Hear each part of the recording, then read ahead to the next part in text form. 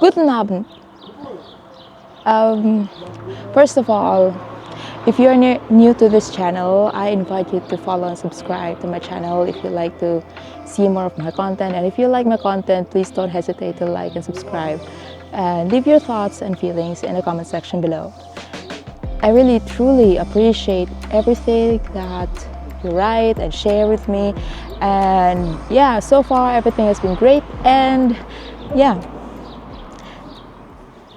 The night before we left in 2023, we boxed up our lives and carried everything down those stairs with trembling arms and hearts, sore from holding on too long.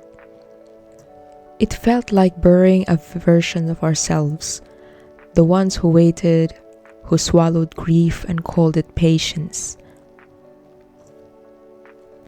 But there was something else beneath all that heaviness, a small fierce flame that didn't go out. We didn't break. Even in the displacement, we made room for laughter, dreaming, and holding each other through the void. When we left, we didn't just walk away from a place.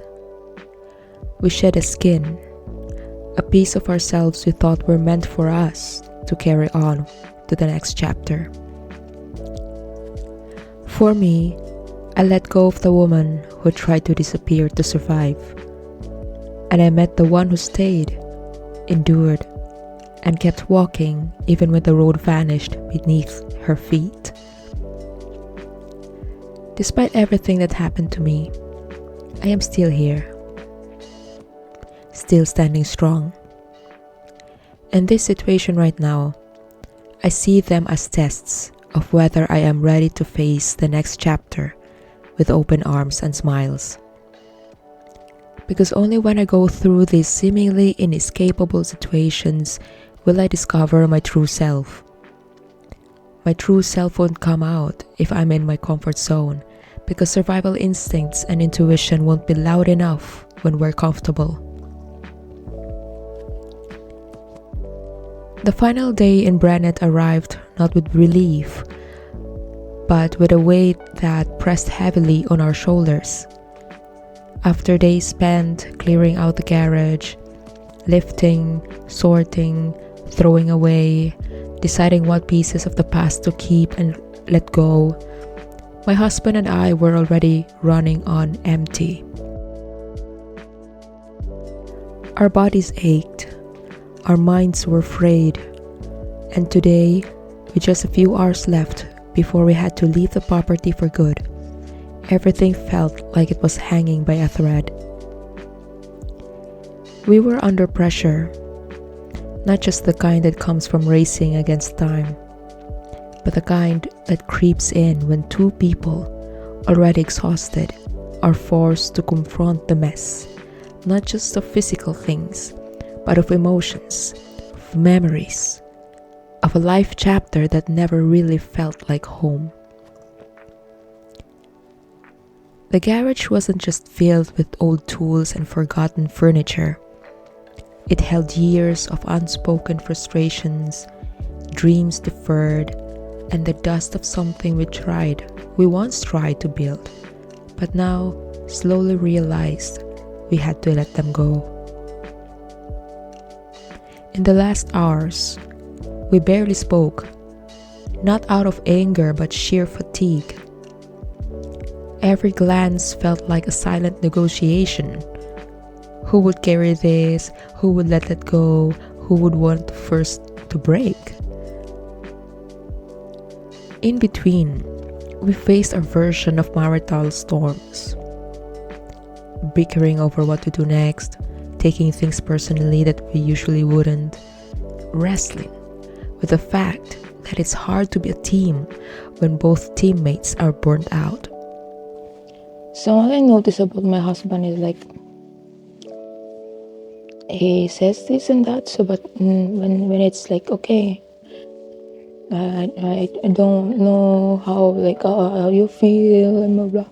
But it already started in the morning. It already starts in the morning where okay, what should I grab? I even told him like be specific. I don't like people when they say something, they don't specify it. Like, take what? Like, he's doing something and then he's not communicating it and then blame it on me. Like, why you didn't understand that? Like, there was not even a communication, input, processing, output. Even computers did input, proper input, so you could see the results of your, like, the output.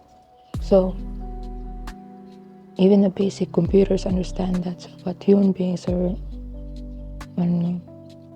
And this is just what I'm saying. Like, if you really want to see the true character of your partner, look at the person when they're totally stressed, because then you will see who they really are. You will know who the real person is the moment when you're so stressed, when you both of you are stressed, how he handles and reacts to things. That's who he is. And no matter what, then he will say later, I'm sorry, or blah. You've already seen who he is. You've seen how he would react during stressful situations. Will he freak out? Will he scream at you? Will you tell him you don't understand or whatever? Will he say something? That's up to you to weigh on things, whether this is the man for you or not. Because it's up to you who will then decide if this is the kind of energy you like to have for the rest of your life. And then if you choose to stay because you love this person, so knowing that you've seen these things, like how he says things when he's stressed out, like totally stressed out, that's really out of control. Whatever he will do and say at that time, it's not even me exempted. Whatever I will do and say during the most stressful times, that's me. So right now I'm waiting here because he just said he will drag it out there. Okay, he will drag it there. And he will return here probably. Because he would say like, oh, I will just be a disturbance. I will just be blocking his way. So better to stay here and enjoy the silence for a bit before the war comes in. It's like silence before the storm, the calm before the storm. I don't know. He doesn't say, oh, go with me, Shats. Still, there were unexpected highs, fleeting moments when we stumbled on something that made us pause and smile, even if it's just for a breath. Just like how they called the police early in the morning because in their minds, they couldn't understand why we're still there. It was already March 21st and the authorities were coming to check and review. So why are we there? Why were we there? As it turned out, they called the police because we were disturbing their premises when we shouldn't have. We even explained to the officer that we were doing was collecting the remaining things to throw away because by law, it's also our responsibility to remove our trash. But then again, as they usually did, they wanted to stop us from doing what we needed to do, clearing up the space. So we're asked to stop whatever we were doing, and that meant leaving everything, including the trash outside the garage, and completely surrendering all the keys to them, placing them in their letterbox. At that time, we weren't allowed to do anything anymore except leave and drive away.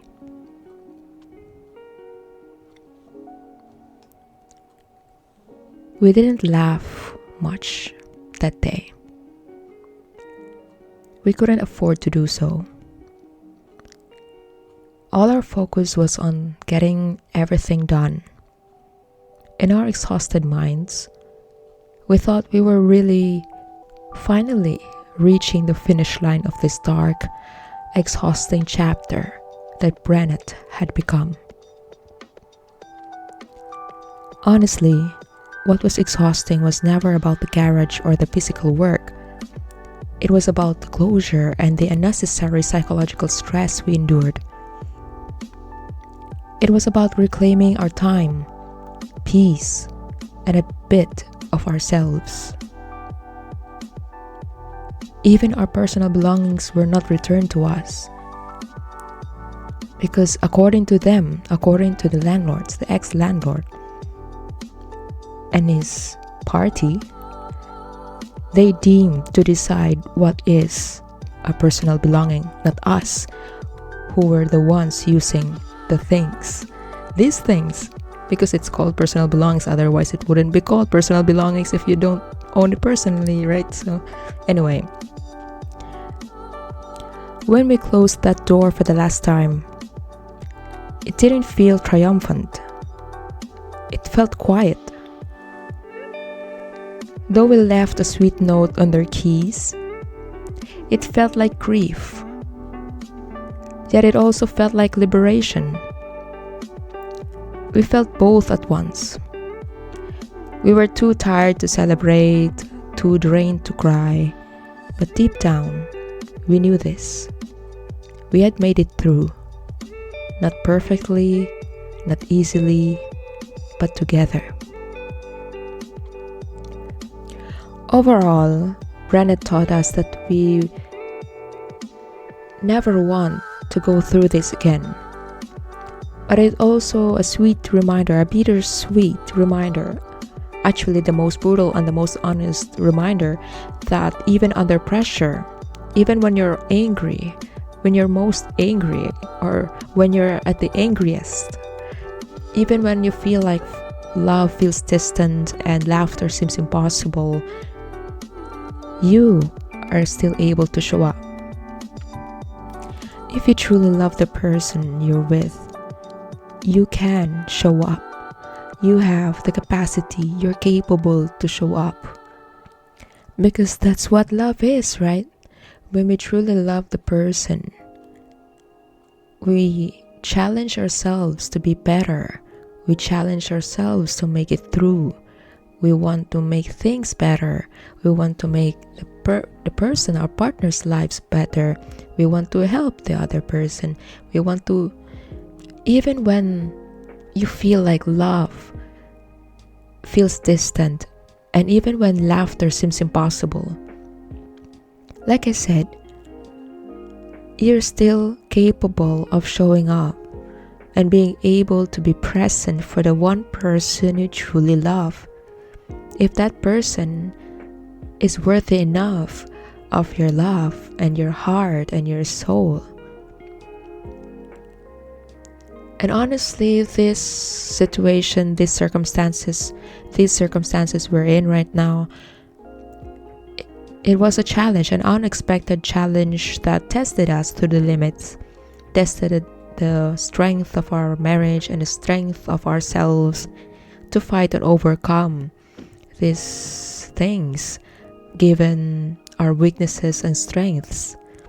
And of course, there might be circumstances where our differences and the differences clash, but it's not really something that will break the entire relationship, or it's not something that will lead to further trouble. And without this Brennet situation, I wouldn't know how far we could hold on for each other, or how we actually cared for each other. Because at the end of the day, after all the stress and all the bickering, at the end of the day, we're left to say sorry and forgive and recognize our strengths and especially our weaknesses. Because I believe that our weaknesses will reveal themselves when we're tired, exhausted, hungry, uncomfortable, uneasy, and anxious, or sleepless. So, the lesson is never to give up on love. And even if others have already given up on you, always remember to keep your smile, because only you can take that smile away.